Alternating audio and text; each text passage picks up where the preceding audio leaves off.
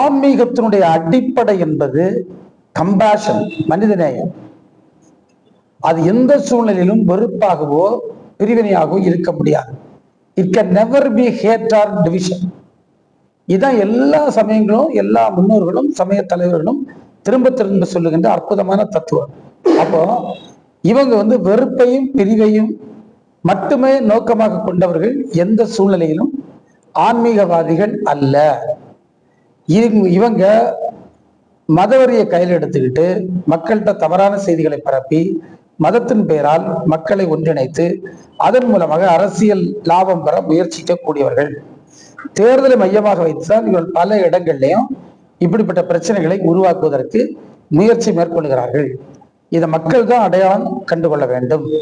தேசப்பிதா என்று போற்றப்படுகின்ற அண்ணல் காந்தியடிகள பேரை இப்ப நீக்கிறாங்க, நம்ம எல்லாருக்கும் தெரியும், ஒரு திட்டத்துல இருந்து.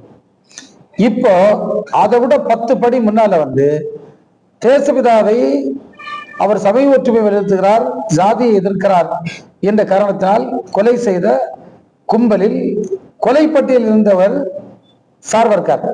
அவ அந்த சார்வர்கர் வாழ்கன்னு ஒரு கோயில்ல திருத்தேர் இழுக்கக்கூடிய இடத்துல அவன் முழக்க முடியான்னா இது வேற எதுக்காக இருக்க முடியாது? இது வன்மையான கண்டனத்திற்குரியது. வழக்கமா இந்த மாதிரி கோயில்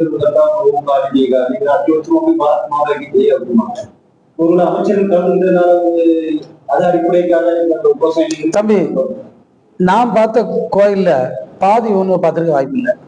நான் தமிழ்நாட்டில் உள்ள எல்லா கோயில்களுக்கும் நான் போய் பார்த்துருக்கேன். அந்த கோயிலுடைய பழைய வரலாறுகளை நாங்கள் கேட்டு அறிஞ்சிருக்கோம், தெரிஞ்சிருக்கோம்.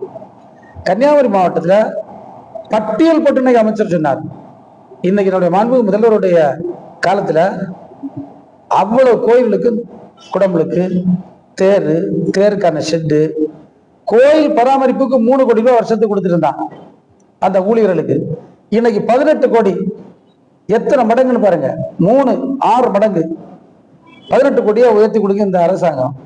எங்களுக்கு இவங்க இதெல்லாம் கற்றுத்தராங்க. நாங்க மக்கள்கிட்ட நம்முடைய சமயங்கள் என்ன சொல்லுகிறது அதை நாங்க சொல்லும். சமய ஒற்றுமைக்கான தேவை என்னது அதை நாங்க சொல்லும். வேறுபாடு ஏன் கூடாது, ஏன் ஒற்றுமை நிலவணும், சமத்துவம் நிலவணும் அதை நாங்க சொல்லும். சமத்துவத்தை ஏற்படுத்திக்கும் முயற்சிகள் நாங்க மேற்கொள்ளுகிறோம். இந்த அரசு செய்தது மாதிரி யாராவது இந்து சமய அறநிலையத்துறையில செய்திருந்தால் நீங்க சொல்லுங்க, நாங்க எல்லாம் பதவியை ராஜினாமா பண்ணிட்டு போறோம். அந்த அளவிற்கு திருக்கோயில்களுக்கு இந்த அரசு செய்திருக்கிறார். நம்முடைய மாவட்டத்துல ஒரு கல்லை தூக்கி வச்சு நான் பார்த்ததில்லை இத்தனை ஆண்டு காலத்துல. ஆனா இன்னைக்கு நீங்க எல்லாம் பாக்குறீங்க எவ்வளவு சிறப்பு இந்த கோயில்களுக்கு செய்யப்படுகிறது. எனவே இதை பொறுத்துக்கிடவே முடியல அவங்களால. அவங்களுக்கு இதை பொறுத்துக்கிடவே முடியல. இந்த பிஜேபி மதவரி கும்பலுக்கு எதுவும் நடக்காட்டலாம் ஒண்ணும் இல்லை. மதம் முன்னால மதத்தை பேரை சொல்லி ஜாதி, நீ உன்னை முற்புறவில் செய்த கர்மத்தின் விளைவு, நீ இப்ப படிக்க முடியாது, நீ நல்ல வேலை செய்ய முடியாது, நீ நல்ல உடை உடைக்க முடியாது, நீ கோயிலுக்குள்ள வர முடியாது சொன்னான். இப்போ அதே இதை மாத்தி நீ இந்து, அதனால பிஜேபி ஓட்டு போடணும்னு கொண்டு வரான். அப்ப இது எல்லாமே ஏமாற்றி விட்டார். இன்றைக்கு அதை எக்ஸ்பிளிசிட்டா வெளிப்படையா தெரிகின்ற விதத்துல ஒரு தானுமலை சாமி கோயில்ல இவ்வளவு பக்தர்கள் பயபக்தியோடு நிற்கக்கூடிய கோயில்ல ஒரு கொலை வழக்கில் குற்றம் சாட்டப்பட்டவரை பேரை சொல்லி அவர் வாழ்கன்னு முழக்கப்படுவதை எப்படி பார்த்துக்கிட்டு இருக்க முடியும்? யார் இதை ஏற்றுக்கொள்ள முடியும்? செய்திகளை உடனுக்குடன் தெரிந்து கொள்ள கீழ்கண்ட கேபிள் மற்றும் டிடிஹெச் நெட்வொர்க்குகளில் எம்நாடு செய்தி தொலைக்காட்சியை காணுங்கள்.